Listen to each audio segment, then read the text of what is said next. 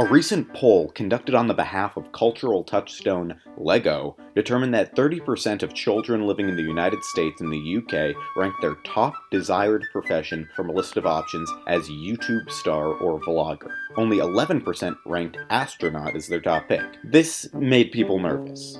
Really nervous. Like, nervous enough to write a couple of op-eds and make jokes on heavily copyright-protected late-night shows about it. Because this is bad. Our children have turned away from the stars, the endless frontier, and instead have turned to their computer screens to inane 20-somethings babbling about their product-placed lives for millions and millions of dollars.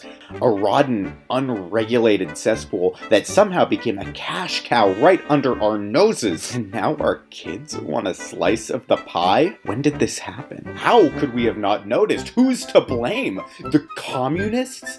ASMR are so... ASMR. Maybe it's ASMR. Okay, well, I have a hunch. In 2007, 3 new live-action spots premiered on Nickelodeon. The Naked Brothers Band, aka the Forgotten Hereditary prequel, Just Jordan, a show that literally only I remember and will sometimes hum the theme song to because I'm a serial killer, and Miranda Cosgrove's Emmy-nominated Kids' Choice Awards Mexico 2012 winning Insta-classic, iCarly, and it really was an instant classic. Among the other premiering programs, this show got almost double both of the others' episodes combined. It got a spin-off and a robot chicken, though then again so did The Secret World of Alex Mack. The point is, people were watching it and it made a splash, bigger than most of its peers. Why? It had a bit of the side cast from a beloved Nickelodeon ancestor, but also the goddamn Nick Cannon show did, so could it have been the humor? Oh my god. I gave Harry Styles jungle worms! No! No. Honestly, iCarly was middling in its critical reception, but kids loved it, and watched it, for 6 seasons to be precise, more than any other live-action Nickelodeon comedy show. Ever. And I think iCarly's success transcends the factors that have guaranteed the popularity of Nickelodeon shows for the first half of the decade. It was good, even though it wasn't high quality, if you catch my drift. But how did it do it? And what academic powerhouse could crack the code behind this show's secret? It's me. It's at Bud Lombardi, like, comment, subscribe.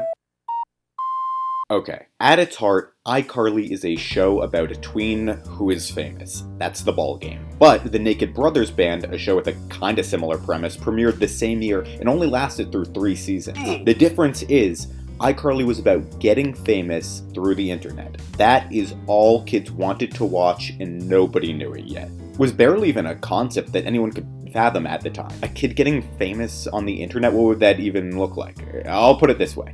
iCarly launched a year and a half after that famous video hosting platform, I forget what it's called, probably not important, was launched. 6 months after iCarly's release, a little Canadian boy playing guitar in an online video clip of his own would go viral and eventually get spotted by a talent manager who would sign him to RBMG Records. Oh, wait a second, who took my flux capacitor, guys? I don't like to be melodramatic, but I'm going to shoot myself from a cannon into Mount Vesuvius while holding a big thing of Mentos, because that's the coolest prediction I've ever heard.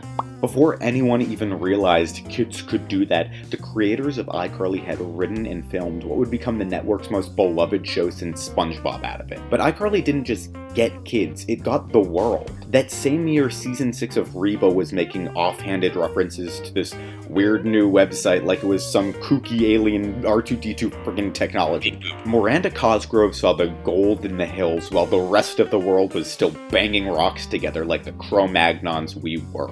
So, let's break this down. What did the show do? Well, a big chunk of kid shows of the early 2000s were about being special, but hiding it. Danny Phantom, The Wild Thornberrys, Wizards of Waverly Place, which, by the way, love the non-gendered language team. Or alternatively, being special, but nobody cares. Like Jimmy Neutron. Seriously, I'm 90% sure there's an episode where he ends global warming and all his parents can think about is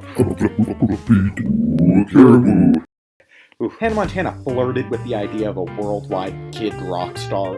But for the most part, those who were creating television in the early 2000s assumed that at the end of the day, kids wanted to go to school and hang out with their friends unemotionally stunted.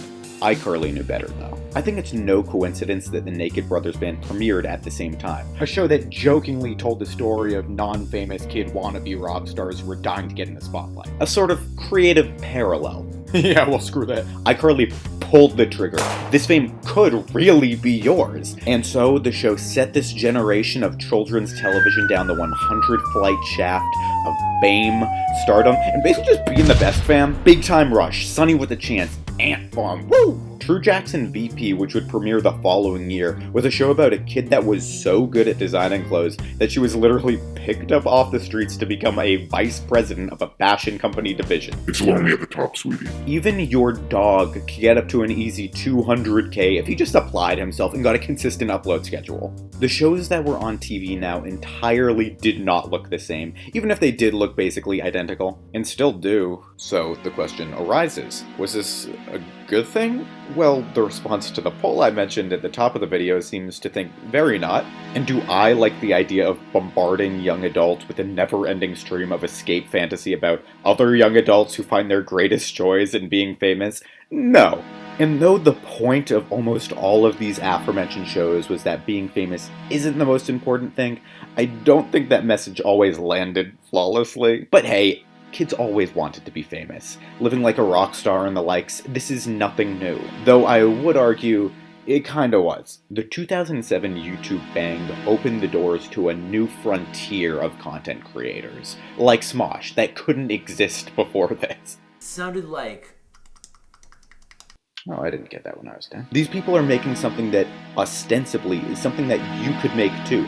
I'm making this and I'm so dumb. Not everyone can shred a guitar or fly a rocket to the moon, and while long-standing YouTube stars who started from the most humble beginnings today operate in massive studios with whole crews, they maintain an intimate facade. And the whole parasocial aspect of this form of content is its own clementine, which I will choose not to peel in this video. But the point stands. Although maybe a fallacious notion, YouTubers are the poets and the rock stars that we all could be. Maybe. iCarly got what YouTube meant a decade before most of its viewership's parents even had a handle on what the website was.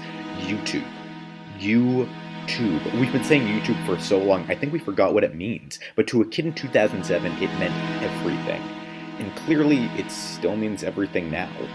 Is that a good thing? Christ, I don't know. Creativity is good, but the dangling carrot of fame corrupts, doesn't it? And this survey shows we're still trying to dig up that answer. Okay. One last thing on that poll, though. So in China, 56% of kids put astronaut as their #1 pick, with YouTuber or vlogger at the bottom with only 16%.